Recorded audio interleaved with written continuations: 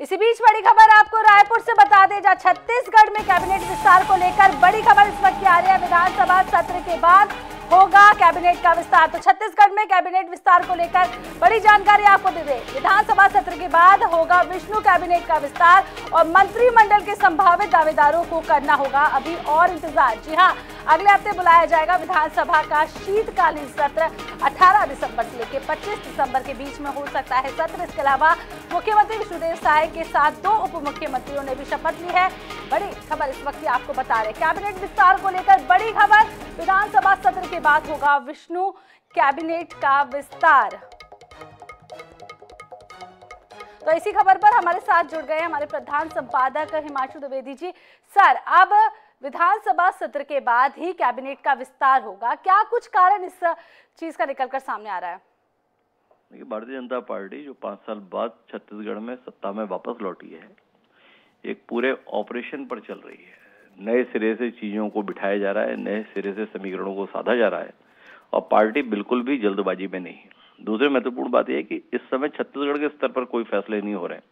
जो भी फैसले हो रहे हैं राज्य के संदर्भ में वो केंद्रीय स्तर पर हो रहे हैं। इसी के तहत ये फैसला हुआ कि एक आदिवासी चेहरे को मुख्यमंत्री के तौर पर शपथ दिलाई गई। इसलिए दिलाई गई कि 90 सीटें हैं छत्तीसगढ़ में और भारतीय जनता पार्टी ने इसमें से 54 सीटों पर जीत हासिल की और 54 में 22 जो विधायक हैं वो आदिवासी इलाकों से हैं, आदिवासी क्षेत्रों से। तो आदिवासी वर्ग का जो इतना बड़ा समर्थन भारतीय जनता पार्टी को मिला, उसको सम्मान देने की नीयत से तमाम दावेदारों को खारिज करते हुए एक आदिवासी चेहरे को मुख्यमंत्री पद पर बिठाया गया, जो विष्णुदेव साय के रूप में सामने आया। उनके साथ में क्षेत्रीय और सामाजिक समीकरण साधने की नीयत से 2 लोगों को उप मुख्यमंत्री की शपथ दिलाई गई। जो प्रदेश अध्यक्ष थे अरुण साहब, जो मुख्यमंत्री पद के भी बड़े मजबूत दावेदार थे, उनको दिलाई गई। और दूसरा विजय शर्मा, जो भविष्य का चेहरा है, तेज तर्रार चेहरा है, अपनी आक्रामक वक्तव्य शैली के लिए ख्यात है और मोहम्मद अकबर जैसे दिग्गज को उन्होंने शिकस्त दी, तो उनको शपथ दिलाई गई। लेकिन भारतीय जनता पार्टी इस समय 5 साल सत्ता में रहने के लिए काम नहीं कर रही है। भारतीय जनता पार्टी आने वाले 25 साल को देखकर कदम उठाने की कोशिश कर रही है। वो कदम चाहे मध्य प्रदेश में हो चाहे राजस्थान में। तो इसी क्रम में जो मंत्रिमंडल का गठन है उसको लेकर भारतीय जनता पार्टी कोई जल्दबाजी नहीं करना चाहती। तमाम पुराने चेहरे जो ये मानकर बैठे थे कि उनकी तो शपथ होनी ही है, चुनाव जीतने के साथ उन्होंने मान लिया था कि अपने को ये विभाग मिलना है, अपने को मंत्री होना है और अगर मौका लग गया तो अपन मुख्यमंत्री भी हो जाएंगे। उन सबकी हसरतें दफन हो चुकी हैं। भारतीय जनता पार्टी इस मंशा में है कि नए लोगों को ज्यादा मौका दिया जाए, पुराने लोगों को एक मार्गदर्शक के तौर पर या दूसरे कामों में लगाया जाए। सत्ता में बने रहना उनका अधिकार नहीं है। कुल मिलाकर इसका एहसास कराने की कोशिश भाजपा का केंद्रीय नेतृत्व कर रहा है।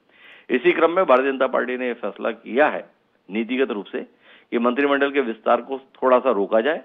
पहले विधानसभा का सत्र बुलाया जाए, विधानसभा के सत्र में शपथ हो जाए, डॉक्टर रमन सिंह विधानसभा अध्यक्ष के तौर पर उनकी ताजपोशी हो जाए और साथ ही साथ जो तमाम घोषणाएं भारतीय जनता पार्टी ने की, जिसमें सबसे महत्वपूर्ण घोषणा है 25 दिसंबर को जो अटल जी का जन्म दिवस होता है, सुशासन दिवस के रूप में भाजपा मनाती है, उस दिन 2 साल का बकाया बोनस जो एक बड़ा विषय रहा छत्तीसगढ़ की सियासत में, वो बोनस किसानों को प्रदान कर दिया जाए। तो चूंकि उस बोनस को प्रदान किया जाना है तो उसके संदर्भ में बजट का अनुमोदन चाहिए विधानसभा से। इसलिए विधानसभा का सत्र 25 तारीख से पहले होगा।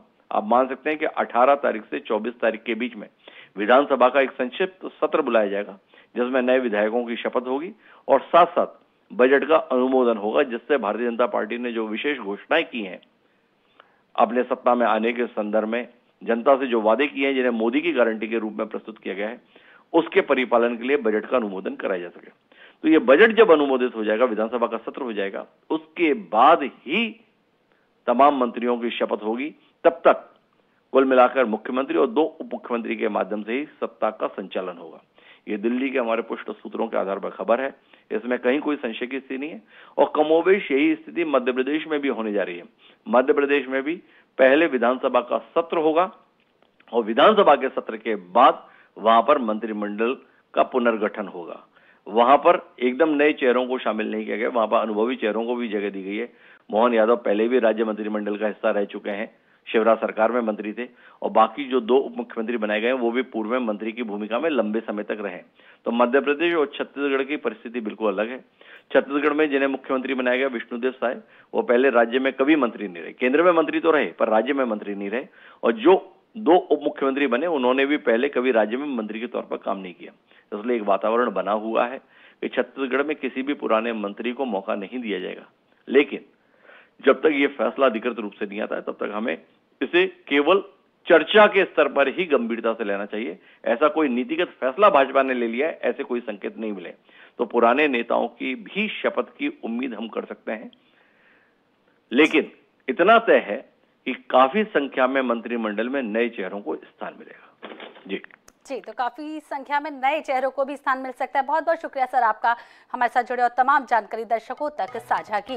तो आपको बता दें कि हमारे साथ जुड़े थे हरिभूमि INS 24x7 के प्रधान संपादक, जो जानकारी दे रहे थे कि अब विधानसभा सत्र के बाद चाहे मध्य प्रदेश हो या छत्तीसगढ़ हो, उसके बाद ही मंत्रिमंडल का विस्तार होगा और नए और पुराने चेहरे दोनों को ही इस मंत्रिमंडल में जगह दी जा सकती है।